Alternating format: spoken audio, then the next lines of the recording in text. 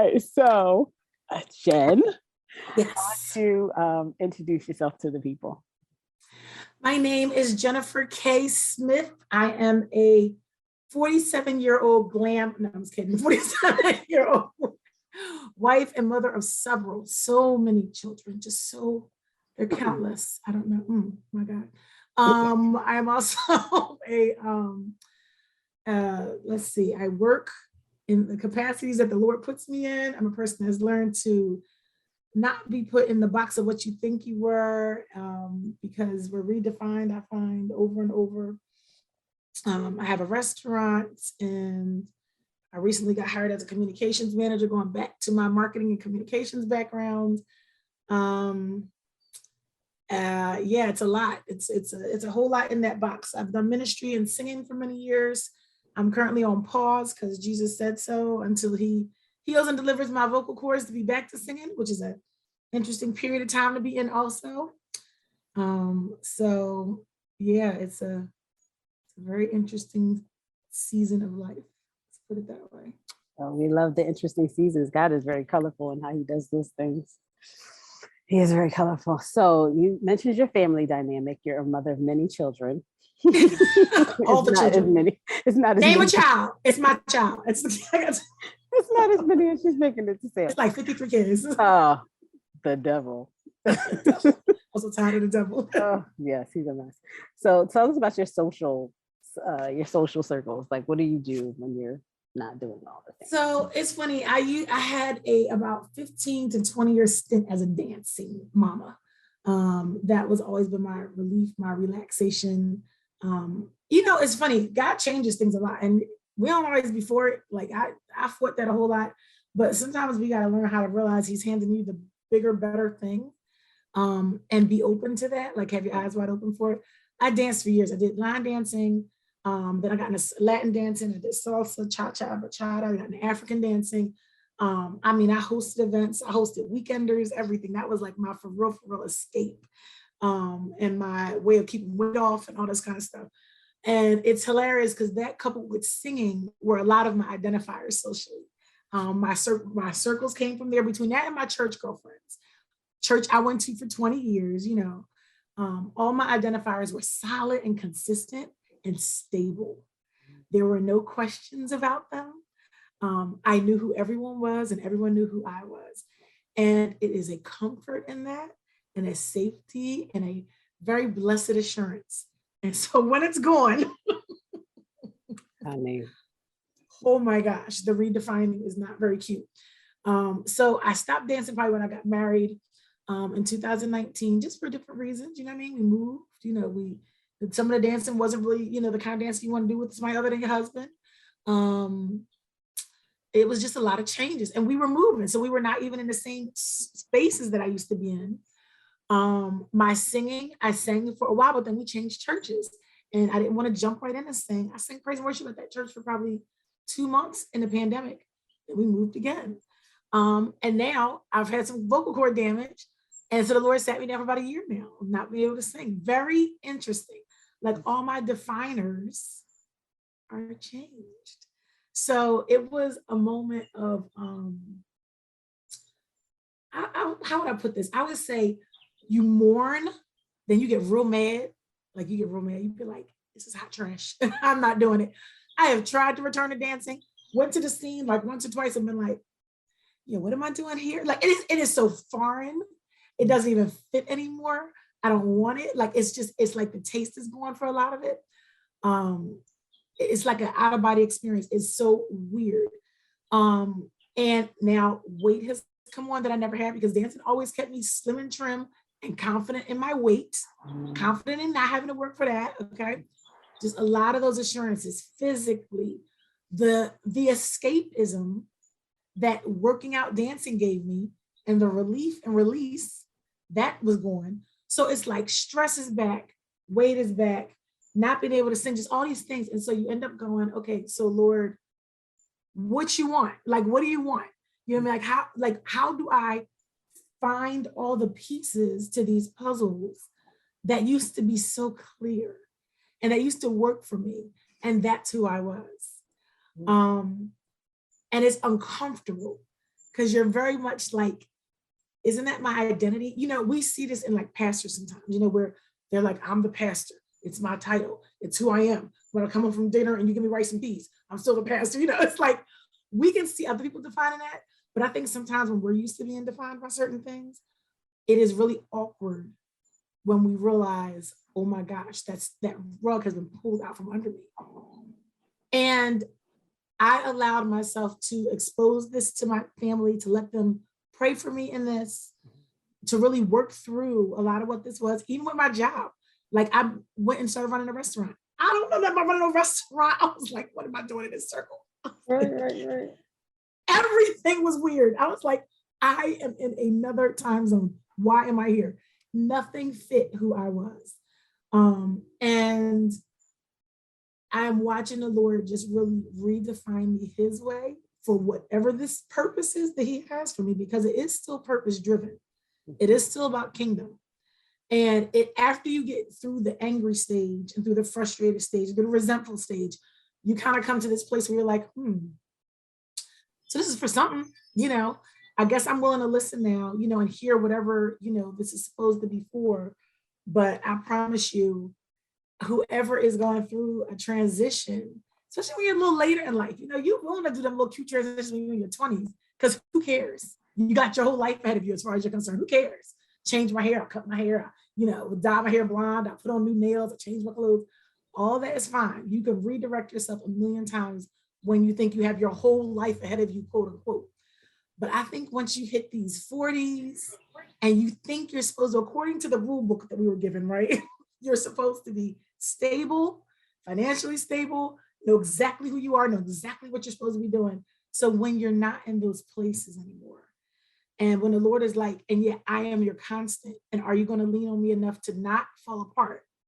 You know, and I promise you, I've fallen apart multiple times, you know, in this transition, repeatedly, you know, just like all over the place falling apart.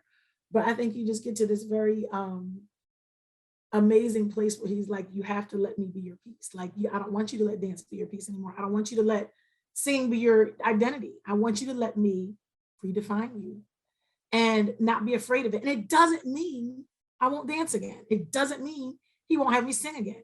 But it does mean that my assurance in these moments, in these gifts and talents, in these, you know, hobbies, whatever, won't be without him. He will be in his rightful place. And I think sometimes he has to knock things out of our hands and out of our laps so that he can get back on the throne.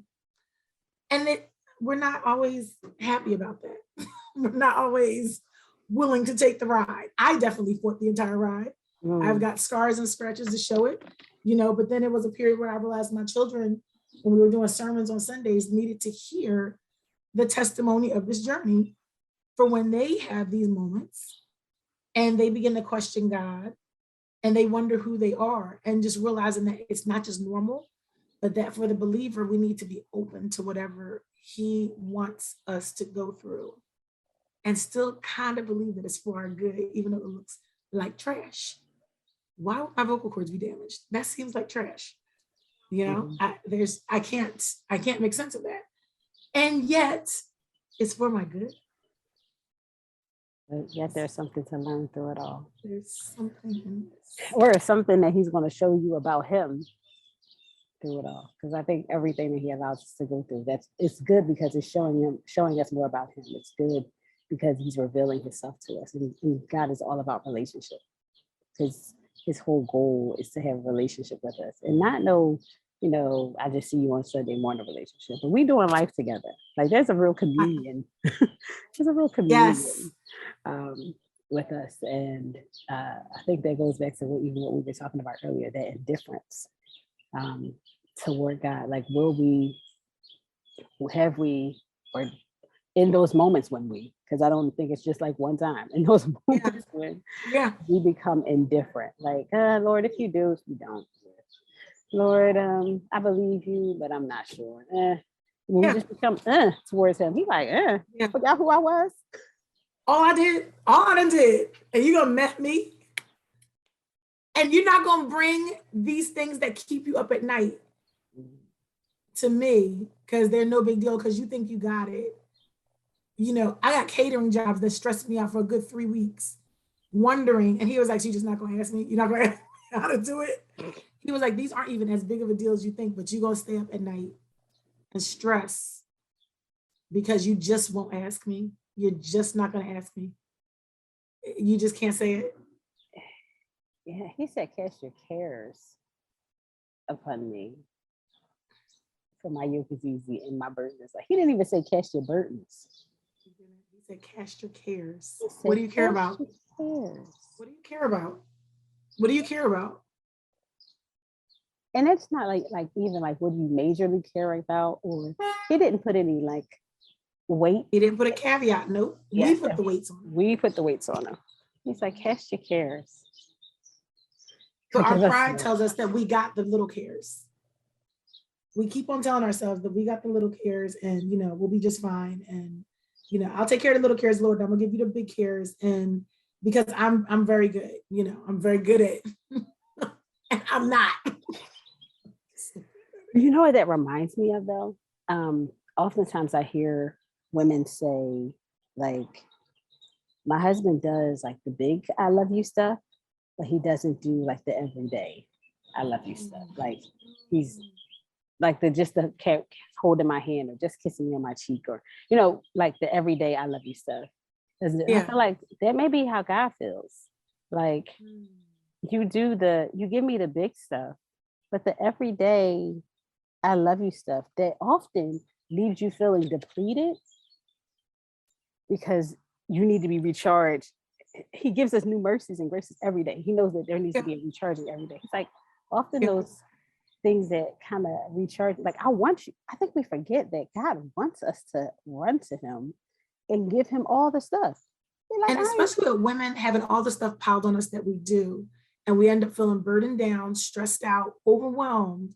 And yet he's like, but you should be bringing all of that extra little minutia to me because I know how much of a burden it is. So why are you carrying it if I'm telling you bring it to me? Everybody's knocking on the door. Everybody wants something. Everybody's demanding things. Everybody's misunderstanding everything you're saying. And you're carrying it. But I'm literally saying, do you care about it? So why aren't you bringing it to me? Instead, you'll be up stressed. For me, I developed stomach issues, like, stomach acid reflux. Doctor was like, oh yeah, that's all stress related. I was getting a massage the other day. The lady was like, oh, you're fully stressed out. And she was like, you're carrying it in your neck and in your lower hip. She was like, what are you so worried about? I was like, what you're not going to do is counsel me while I'm getting what I'm not going to do is cry on this table, choke, okay, because I'm laying face down. It's like, you're not going to kill me on this massage table. We're not doing both, okay? Girl, I promise it's like the Lord wants you. And, and that's part of relationship because you want your relationships to be different. You want them to grow, right? Mm-hmm. So I think where you could be comfortable in a relationship for a while, but it becomes complacent. Mm-hmm. I think God shakes you up to show you, you think you're doing a good job trusting in me, but let me show you all the ways you're really like, you're just not believing me for this. And you're so sad over here, or you're so depressed over here, or you're so frustrated. But I never told you to take that stuff over. Like I never said those were your burdens. I never gave that to you. Never. And you're just absorbing. And we just absorb. We absorb all this stuff. And then we wonder why we're sick. And we wonder why we have acid reflux at 40. And it'll take a Tums instead of giving it to the Lord. I will chew a Pepsi every night of my life. You know what I mean? I roll my eyes in my household and pop that Pepsi so I can fall, just so I can be in a horizontal position, because if I don't, I'm gonna die. Instead of casting the care. Where I could just, I can't even lay flat without like instant fire in my chest. And he's like, or you can give it to me. He was like, maybe you enjoy purchasing this Pepsi every couple of weeks. Maybe that's fun for you. Oh. And that's a part of my coin that could go towards something else. That Pepsi. Come on, can I save my money? Can I save the pills that I'm popping to just be able to sustain myself? I don't know. It's real. It's very much the journey. And it's very exposing of where, especially those of us who have grown up churchy, right? We think we got it at a certain point. We just keep thinking we arrived at these different periods. And then he's like, let me expose another door to you because you are not there. You're not where you think you are. And it's a blessing, even though the journey stinks sometimes, it's a blessing because you're like, thank you for not leaving me in the dust, and in my complacency, and not leaving me messy where you would have every right to. Or lost, just in the wilderness. So lost. So with all of that, how would you encourage, now how would you go back and encourage your younger self through this journey? Like, how would you give them encouragement for looking ahead? Younger self needs to sit down and go to retreat with me, okay? My younger self needed a lot of information she ain't gonna get. I think I would just have to say,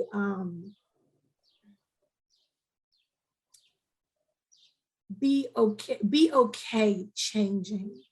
Be okay knowing that the effort that you're putting out is for him and it's not your effort anymore. There was a lot of energy putting into raising kids and going to school and being the good church girl and all this stuff, just energy, effort, attempts at doing the right thing. But how often did I ask him first? How often did I waste time because it looked like the right thing to do?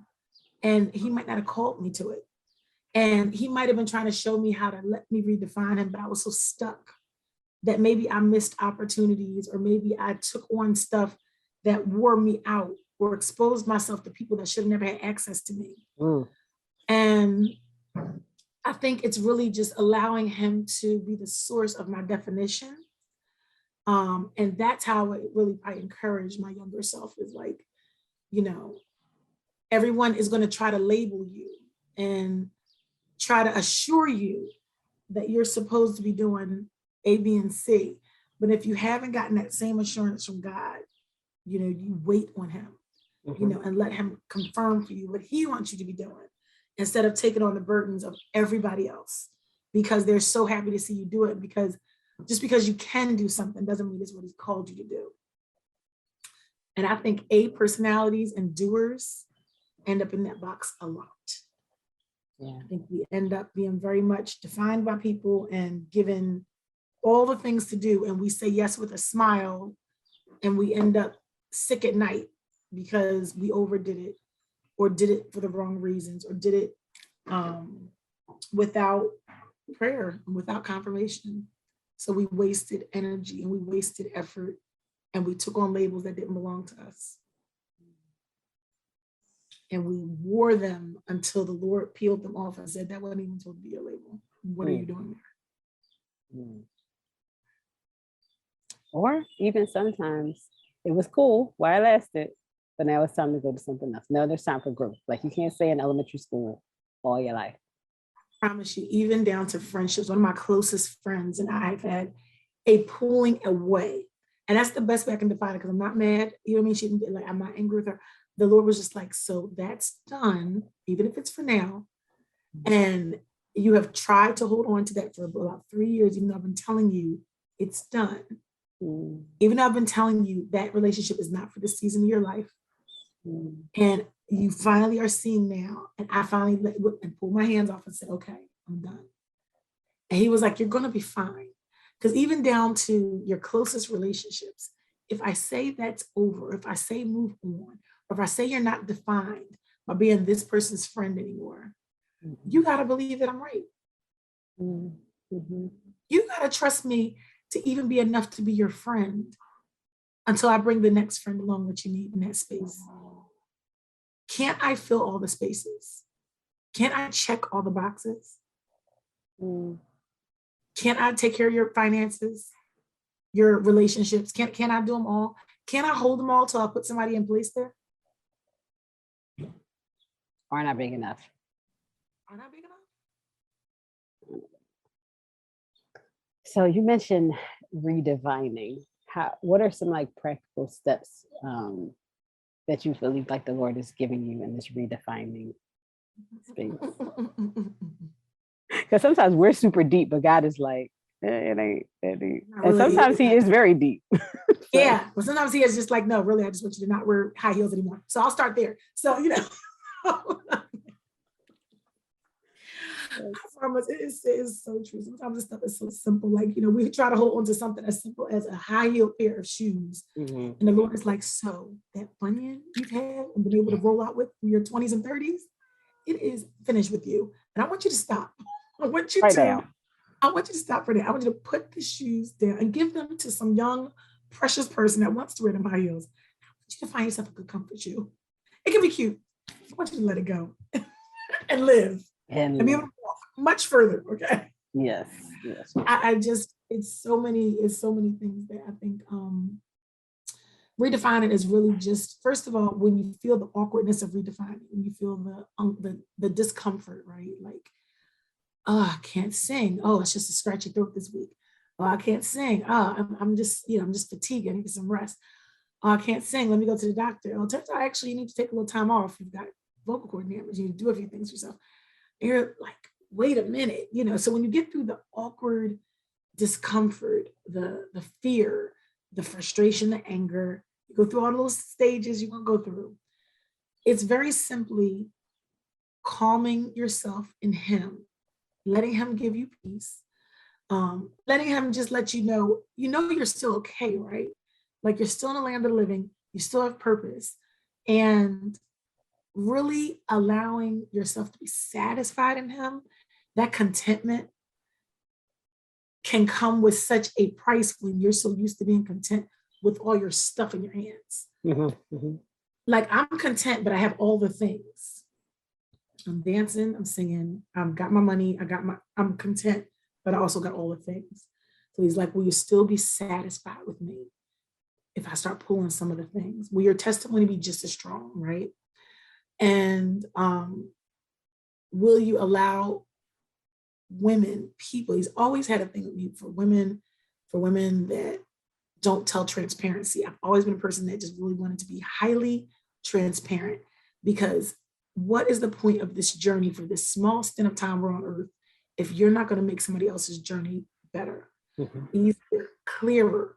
Why lie to them as if the journeys are simple when we all know that we done got about 17 scars on our leg and we keep falling down the same hole? Okay. If you finally make it out the hole, be honest. You didn't walk around that hole. You fell in 3 times. I just think it's not, just stop lying. It's not any point or purpose in faking this Christian funk, like I am so good at this. When what people really need to know is, yeah, I struggled. It was hard. I was upset. I was frustrated. I tried to drink 7 hot toddies to see if that would heal my voice. Didn't work. Like you have to give people truth, because in our times of weakness, we need a transparent, wise counsel. And that's what we need to, in my opinion, be striving to be for somebody else. Transparent, wise counsel. This is not a simple journey. The steps in this redefining really have everything to do with acknowledging the stages. Like, Lord, I'm not all right, and I'm gonna come to you right now and let you know. I'm scared, and I'm gonna come to you right now and let you know. I'm angry, and I'm gonna come to you right now and let you know. Because our relationship shouldn't be based on a fake happiness. I'm only gonna come to you when I'm in a really good place. I don't want a relationship with my spouse like that. Let's just talk to each other when we're both perfectly happy. All the other times, I'm not gonna talk to you. Matter of fact, I'm gonna leave the house until I'm happy. And when I'm happy, I'll meet you back here. We may not see each other. You would never see me. I will see you. We may not see each other. Once a year, I will see you, okay? On a holiday. On a holiday, and it might be for 10 minutes. I can't promise.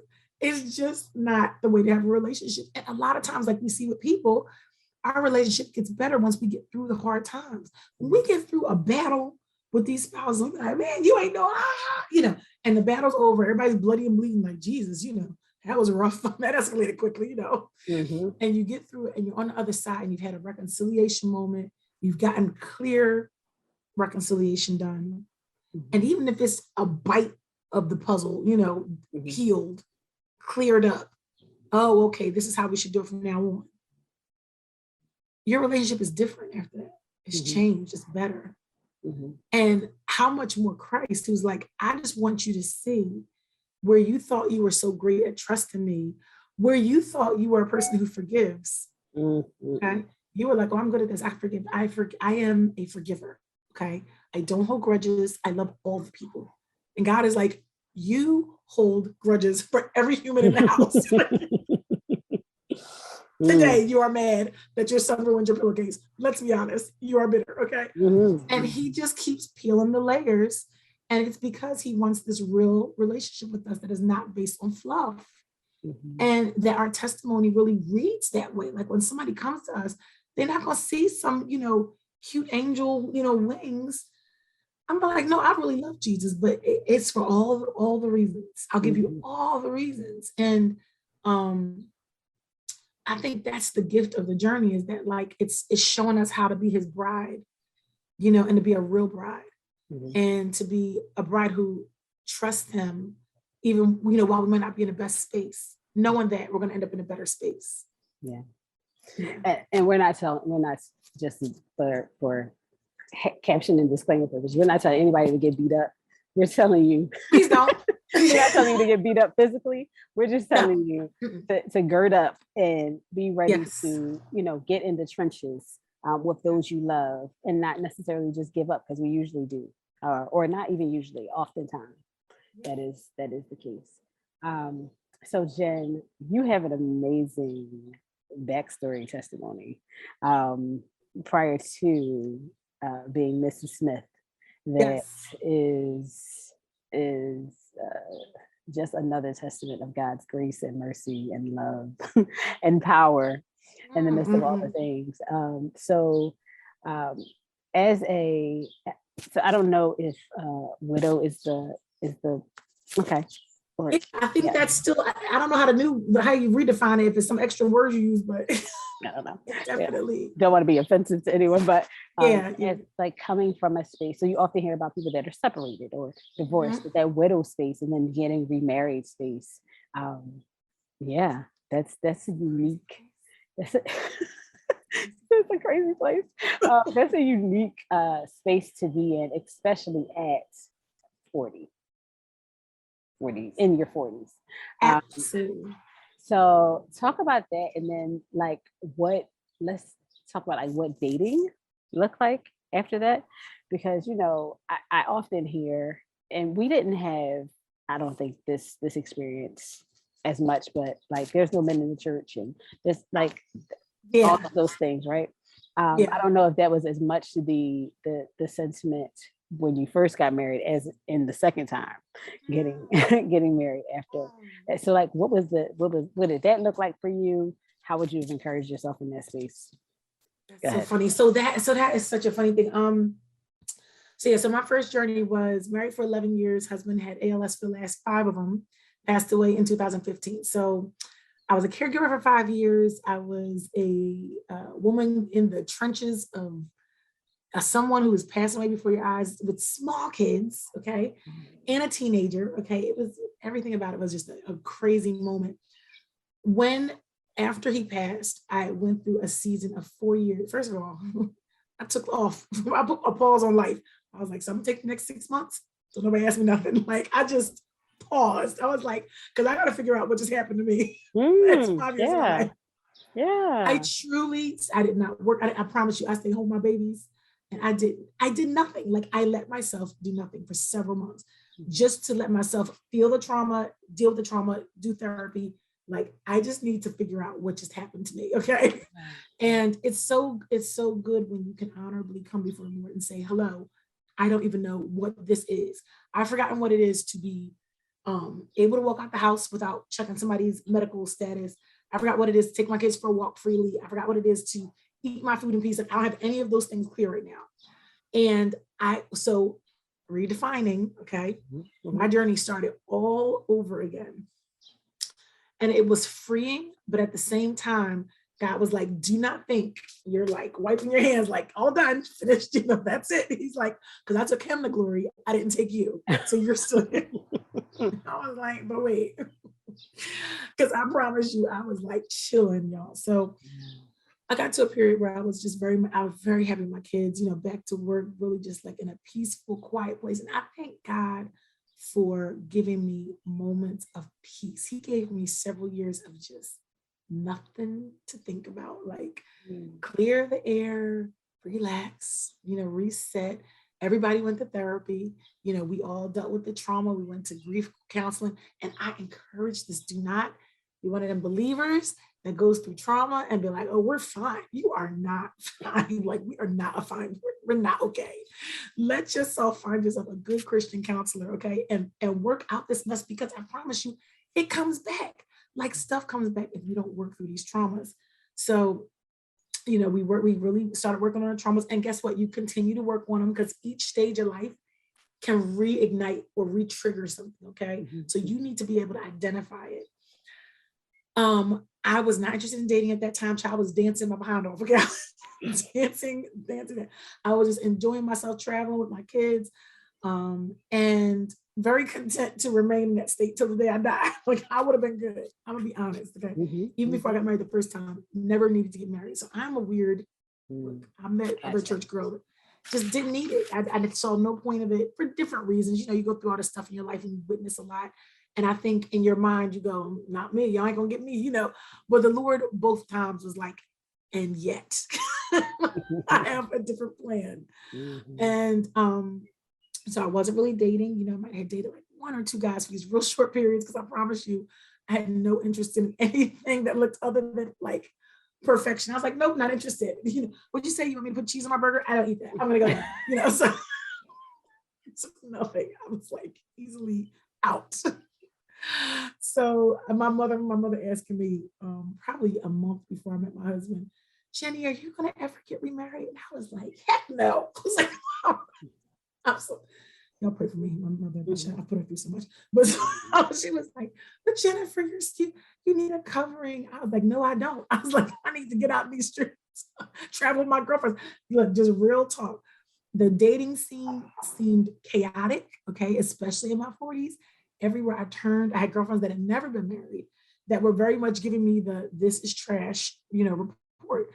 And I could see it. I could see a lot of the guys out there lying, scheming, double dipping. I was like, I don't have, and when you've been through certain things, you don't have space for messy. You just you don't have the space. You don't offer it to the world. Yeah. So where maybe you would be more flexible when you haven't gone through certain traumas or you haven't gone through certain experiences, once you have, you don't have tolerance for it, right? And I knew that's where I was. I knew that I would not tolerate a whole lot. So my girlfriend one day, we had just gotten back from a trip to Canada. Oh no, we were about to go on a trip to Canada, me and a few girlfriends. And she was over my house. I was having girlfriends over the house. You come to my house at any time of the day, you'll find either a girlfriend and my kids or just my kids. They would just be all girlfriends, spend the night all the time. It was a wonderful season. And they was just hanging out. The kids would come down like, oh, it's Auntie Brett. Like, they would just come down and see a girlfriend hanging out. And it was beautiful. It was just a lovely time. And I just remember her saying, you ain't never gonna date nobody. You don't even try. I was like, and why should I? So she signed me up for an online dating service, and I was cracking up because I wouldn't give her any information for it. She was like, there's nothing here. I was like, I don't know these books. So ain't nobody coming to kill me in my sleep. I said, don't sign me up for this, right?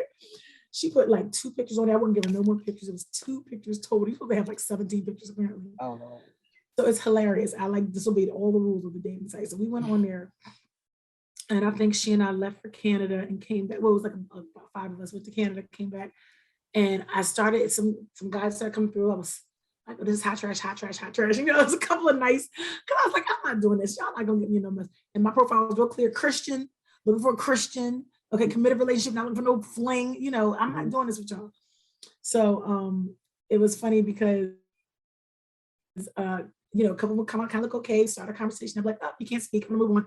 And I remember just my husband and I saw his profile. He looked like an upstanding gentleman. His profile said, man of God. And I don't know none of the rules. So I was like, hey, mister, and I found out you're not supposed to do that, but I was like, hi, so Christian greeting, hello. We struck up this conversation. He he was cracking up because he was like, who is this chick? Like, who does that? A genuine, funny conversation. And we decided to meet somewhere public. And we ended up, from the moment we met, never separated again. Started dating, met each other. It was all she wrote. I was on that dating site for 7 days. That was it. The site, I shut it down after that. The profile was gone within a week. So, when the Lord wants it, he wants it. And I promise you, I had already been like, God, I'm very content in this single state. Please leave me alone. And he was like, however. And I think sometimes the Lord knows, not sometimes, I know the Lord knows what it'll take to keep us on our knees, right? What it'll take to keep giving him the glory, our best version of giving him the glory. It doesn't mean he couldn't have been glorified in my singlehood. It just means I'd have been probably a very lazy, content, and complacent single, like for you. For me, it's who he knew that for whatever reason he was not gonna give his best out of me being single. And I really was resistant because I was like, I didn't ask you to do this. I'm like, there are plenty of women out there to ask for this. And he was like, however, I have this for you, and this is gonna be the best for you, and lo and behold, I got married and I was in shock. So it's been a journey. He had 2 and I had 3.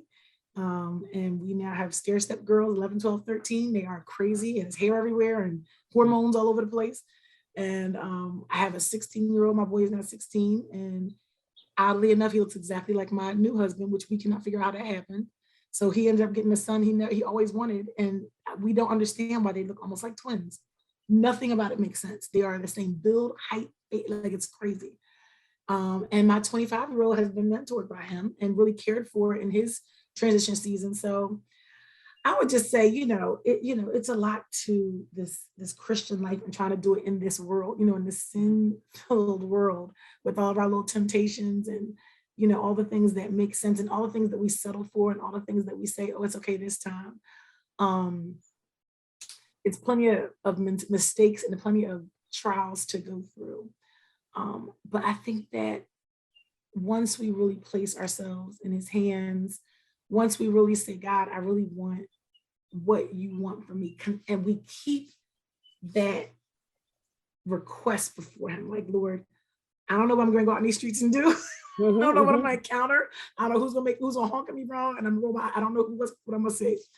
But I'm going to say this to you today. I'm going to tell you, I want this relationship to keep growing. I want us to do more. I want us to be closer. He will answer that prayer, and he will answer it not the way we expect 9 times out of 10. I would have never thought he'd be like, oh, so you're going to be married again. I was like, oh, I thought I already told you. But I was like, I had no interest in this again. Crazy. I remember telling the Lord, like, I just want an amazing marriage. That's it. Basics. You thought it was simple, didn't you? You thought that was really simple. I wish the people could see my face. I'm like, Lord, doesn't that mean that he's just going to love me and I'm just going to love him and this is going to be amazing? And the intimacy is going to be off the hook all the time. And all the time. The money is be right and like all the things. He's going to give me all the things all the time. There will always be, 6 figures in the bank. Right. And we get there. But the beginning of the amazing is pulling up and digging up all the dirt. Girl. And the inconsistencies. Girl. And the pride and the narcissism and the chaos and the background and the lack of therapy and the different backgrounds that don't match up. And you're like, what did we do that for? and it's so a journey. Mm-hmm. And you so sit there and go, what are we doing? And God is like, but I still put you together. Till death, do you? My God. Did you mean that I was a killer? No? Okay. So, oh, I'm not supposed to kill him? Okay. I'm not supposed to. No problem. I'm not supposed to initiate the death to us part. It's very confusing. It's very confusing for the good little Christian girl that grew up and was told, if you are a good girl and do this and you do that and do that, you end up with this. See, that's why I'm not here for that lack of transparency. Stop lying to these young girls, to these young men, okay, and acting like there's a formula that ends up with this perfect life. It is not. Because that is not the case. That is not the case. We need to be giving these young believers truth about God's words and promises, but about his journeys, and about how his journeys are his way, and they're higher than ours, which may not be a pretty path. It's not worth it to lie and to put this perfect piety before these kids, okay, before these young believers, okay, with our church hats and perfect heels. Or even the older ones that think that, because listen, even at 40. How about me? For the mothers that I'm looking at in the future, I'm like, so you've been married for 50 years. I've been married for 15. How we get to 50? How we getting there? I actually asked the nail. I was in the nailery the other day. The lady was doing my nails, Korean lady from China, and she was like, she's been married for 35 years, and I was like, so how? She was like, I don't know. Finally, the truth. She said, I don't know. One day at a time, sweet Jesus. That's all my grandparents were married for 65 years, and that's all my grandmother was saying. She was like, one day at a time. I was like, that does not sound good. She was like, one day at a time. That's all you got. One day at a time. Because the honesty is, I may not have 65. I may have 15. Am I going to wait to get to 65 to be like, this is amazing? Or am I going to work at it at 15? Hence the indifference. Because indifference had me like, well, we here. We're going to do it. I'm not going nowhere. So I'm not, look. And I also don't plan on liking you for the next 5 years, because clearly you're a mess. I will wait to be happy when we hit 20 years. This is so real. This is so real. And it's also why it's important to do life with other people, other believers, who can help you pull you out of the depths of despair and let you know, sis, you ain't the only one. Okay. So that you can get back on that horse, okay, and ride into joy where the Lord wants us to be. Because this joint right here, this joint, it's good. If it wasn't good, people wouldn't do it, right? It's good, but it's good on purpose. It is not good by happenstance. It is good on purpose. And there are times in most of our lives, we just want to be like, I'm just floating. Like, listen, I just want to exist. I just want to relax. I don't want to thrive. No. I just want to be okay. Like, I don't need to be great. And my husband says that every morning. He'd be like, so what do you want to do today to be great? I'm like, absolutely nothing. Sometimes I'm like, I'm gonna do this. Sometimes I'm like, I don't know. I don't know if greatness is in my agenda for today. I don't know. Right now, I feel like being great resting. That's how I want to be great. I'm very good at this bed. Overwhelmed in this moment. But okay. But that's why I need him. Because he's like, what are we doing to be great today? Like, we can't be mediocre. Oh my gosh. And how are we even, the Holy Spirit, okay, the Holy Spirit lives in us. Jesus was here for 33 years. Yeah. He did 3 years of ministry and was healing everything. Everything. Doing all the things in 3 years. 3. That in itself is like, not me do it, but Holy Spirit. I just want to be available for what to be great every day. Because I know you ain't here wasting time. he is also in us like, why are you laying in this bed? Why are we wasting time today? Why are we being great? And we live in a world, in a society where it's like, you on your grind, you're doing this. Like, greatness doesn't look like I need to be busy. Come on. But greatness does look like I need to be walking and moving in purpose. And if purpose is rest today, because the Lord rested on a day. Like, he had 1 out of 7. So and did. If you need to rest today, then rest. But be purposeful. We better stop trying to act like we look like the world in order to be defined. That mess will throw you into the trash. You hear me? You will end up on your back, okay, and mad, okay? We cannot act like they act. We can't grind like they grind. We can't mourn like they mourn. The things that they do we can't look the same. It doesn't mean we're not gonna make money. It doesn't mean we're not gonna go to work, but it means that our grind has to be so purposeful. And it's so funny because there are times when the Lord wants to speak to us in our restful moments, okay? Slow our brains down. There are times when the Lord wants us to work hard, but we're not working hard just for the work. Sometimes we're working hard because he wants you to see somebody sitting across the cubicle from you. And only if you're in the middle of that moment will you be in the right place to see that person. Our purpose is in so much more than the mundane, like the everyday stuff, the going to school. It's about these kingdom encounters and about these kingdom moments. And so, even as I'm, starting another new job, shoot, forget that, even in being in this restaurant business where I have been at least once a month, like, why are we doing this? It has just been like, I have had so many moments of not just self-doubt, but like questioning it, like big time, like, what are we doing? And yet at least once a month, somebody comes in that just needs a word of encouragement, or one of my staff, or I meet somebody in the garden that's like, you're the first person to speak with kindness to me today. And the Lord is like, don't you think I wanted your spirit here in the middle of West Philadelphia, okay, through Desert Hood, the Lancaster Avenue, to present my spirit in this particular space for this season? So why do you keep on acting like it's supposed to be based on something that in the world makes sense?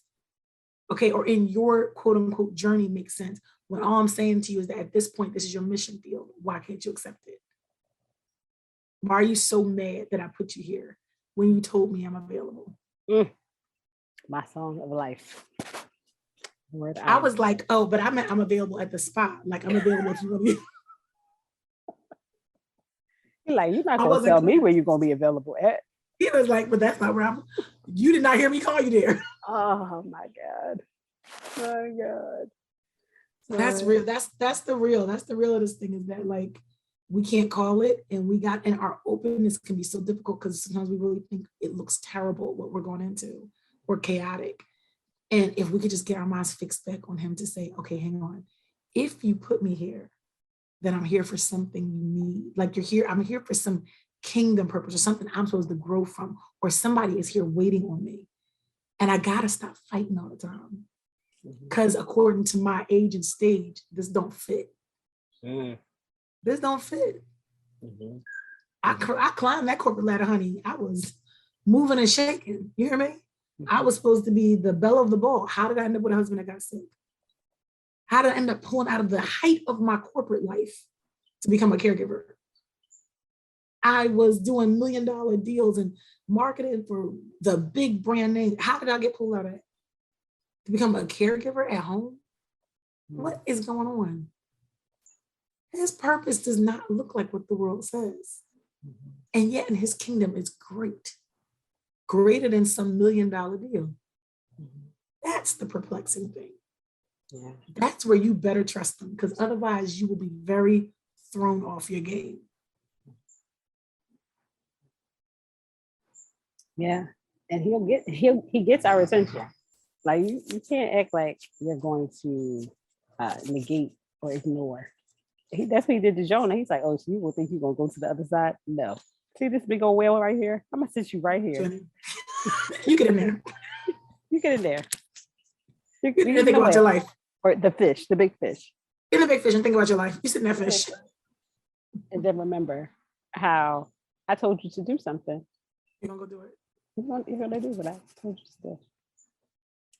And I think as we're talking, I'm thinking about just sometimes as wives and mothers that get so convoluted because of the busyness of things, and just again living intentionally with like, Lord, what do you want to do? I read a book. It was a book on worship, and in the book, the author was sharing his experience with his organization, where he took a time of just like worshiping God for an extended amount of time. And the thing that stood out to me was he was, how we like, okay, I got 20 minutes to a half an hour, maybe an hour to worship. And then I got 23 hours to do all the other things. Absolutely. Right? And he took time to spend more time in worship than in the other things. And in that space and frame of time, the Lord was doing greater things than he could have ever done by just being busy in that space. And as believers, as the daughters of God, too. And as wives and mothers, we have a calling to present that and make atmosphere and space for that in our home. So you and I are singers, right? So Yeah. that's what we do. We go and sing. That's We what we go do. worship. We're going to worship. We're going to worship. But what difference does that make if I can lead a people into worship, but I can't set the atmosphere in my home? What difference does it make if I can't? And whether it be singing or smiling, the kindness, right? Because the exhortation is there, right? The exhortation is the gift. So are you saying you can only exhort outside your home, but your first ministry, you can't exhort? So then the challenge is, okay, I have to sing in my home. I have to set an atmosphere in my home. I have to lead these little people that, like, do we have to worship? Do we have to lift our hands? I don't care how you do it, but we will acknowledge the Father here so that the things that we need to get done as a family, what the Lord wants to tell us, we're making space for him to then be Lord of all, for real, in this space. And not just one thing. And not just God be big, be doing it, be convicting you. Okay, it's this ministry always in the middle of convicting somebody. I'm so tired. Every time I gotta, Joyce will be my little sister. Every time I deal with her, I gotta deal with some kind of conviction coming out of the conversation. I don't intend on this every time. Listen, I'm just going to say what the Lord says. However, but that's, in these conversations, again, I'm so excited and I'm thankful. I'm so thankful just to be able to share the stories because, Dear Younger Me is all about, we all have a story to tell and lessons to learn from. And we want to share those things in a space and way that's transparent. So when you go online, when you go wherever you go and you run across it, like, that's what I needed for this time. Yeah. And you probably get a couple things that you need. Write them down. Yeah. Listen to them again. But the Lord has done and is still doing great things in the people of God. So great. So great. Great things in the people of God. And sometimes over the last month or two, I was like really convicted about, like, how you get those notifications on your phone about all the craziness. We live in the Philadelphia area, so all the craziness that happens. And I was like, there is craziness that's happening, but what is the Lord doing? What are the great things that the Lord is doing? Wow. We were reading this book. My son, my husband, and I were reading Think and Grow Rich. And there's a point in the book where he's talking about how there was this country on the other side of the world, and they had shut down media for like a week. And in that time, crime had gone down. What are we putting in the atmosphere? If we put praise, and even in our homes, right? Like, if you're just getting on my nerves and I'm just saying that, how much more are you going to get on my nerves? Versus, I love you. I appreciate you. I'm thankful for you. You're great at this. You're great at that. Even if you do nothing, I choose to love you because you're the gift that God has given me. My God. Like, how much more we can take over our circumstances, our situations, this world, our spheres of influences by putting out what God is saying. Whatsoever things are true, whatsoever things are just, whatsoever things are lovely. Think on those things. He didn't tell you to think on what you're seeing. He said, think on the things. Because we can't meditate on that stuff and live. It's to death. It's to death. His thoughts are going to bring us to life and the lives of us around us. It's got to be a practice, to a habit. Because you know what is definitely a habit? Media alerts. Okay. News alert. Those are habits. They send them to us consistently. There are algorithms and systems set up to make sure that you will get your 8 a.m. news. Period. Yes. And then it's not even just like the stuff that's near you. You get stuff from across the world. I'm like, across the world. This is too much. Yeah. He said, you're not supposed to be taking all that in. That's not how you open your day. Yes. Where's our notification about him? What if we set our alerts and our affections on him and steered our day that way? How many arguments would we not be sucked into if we really were like girded up properly? Because I promise, it's because we're weak. It's because our defenses are down, that when the slightest trigger happens or the slightest offense happens, we're ready. We like dukes up because I already heard about the stuff across, Yeah. Our whole mindsets would change. And what a true conviction to hold on to is, especially those of you who are called to different gifts, are you manifesting that gift at home first? Are you making sure that these people have experienced your best, the worship that just carries over into the church, but they should be sustained here. Your testimony should be just as strong here as when you go and give it in the church or in the streets. And it may look different. Like my song, oh yeah, my exhortation in front of Christ Community Church is different than my exhortation in my living room. But nonetheless, the power and the authority is still there. It is there. Okay. It is there. Okay. It may not be as cute and adorable dress. And I might have grabbed up a child. Like if you don't stop falling asleep, but you were going to know the Lord Jesus in all your heart, mind, soul, and strength. Okay. You were going to know him. Not on my watch. Not on my watch. And love him.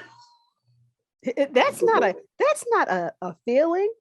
It doesn't say in the scripture like love the Lord to guide your heart with all your heart, mind, soul, and strength. If you feel like it, that is not the scripture. It's a command. You hear me? You're gonna do it. It's a command. You're going to do it.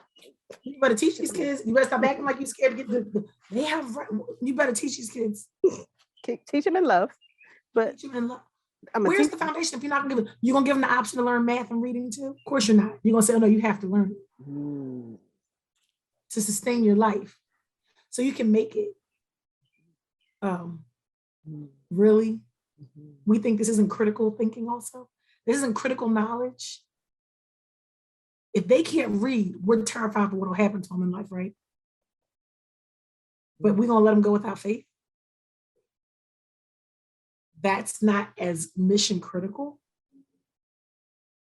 You're worried about them being able to read on the job. I'm worried about them getting hit by a car and not having a salvation together.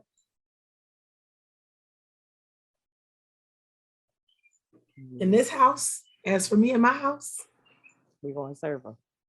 You're going to know him. You won't go to Jesus. You won't go to Jesus and be like, my mom ain't never told me. No, you won't. You will you understand that? They're going to steal them. They're telling lie on me.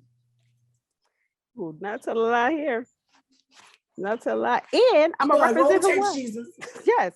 And I'm going to represent him well. I'm going to love you well. I'm going to teach you well. I'm going to honor you well. I'm going to be honest. I'm going to be transparent. I'm going to show you that, everything I've done is not perfect. And I had to repent. I'm going to teach you how to repent. Yes. Please teach these children how to apologize and repent and say you're sorry and admit forgive. And forgive all the things. Because this whole pride and piety thing, that thing ain't served nobody. I promise you, it didn't serve nobody. All them years of like, oh, it's a man, you ain't got to say you're sorry. Or I'm smart and, I'm an intelligent Black woman. I don't have to. You better go in and apologize. You were wrong. Okay, you were wrong for all the things. You were wrong. And you're even more wrong now for not saying you're sorry. Above all else. Above all else. Extremely wrong. Well, y'all, Jen and I could go on for hours, and we probably will after I push the record off. However, I want to thank Jen for being here, for sharing, for just having this conversation with me, and for allowing us to share it with you. Once again, this is Dear Young and Me Conversations with God Be Big, and we believe and trust and declare that God will be big in you, to you, and through you. Till next time. Thanks for tuning in. Please follow us at God Be Big on Instagram and Facebook and at godbebig.com.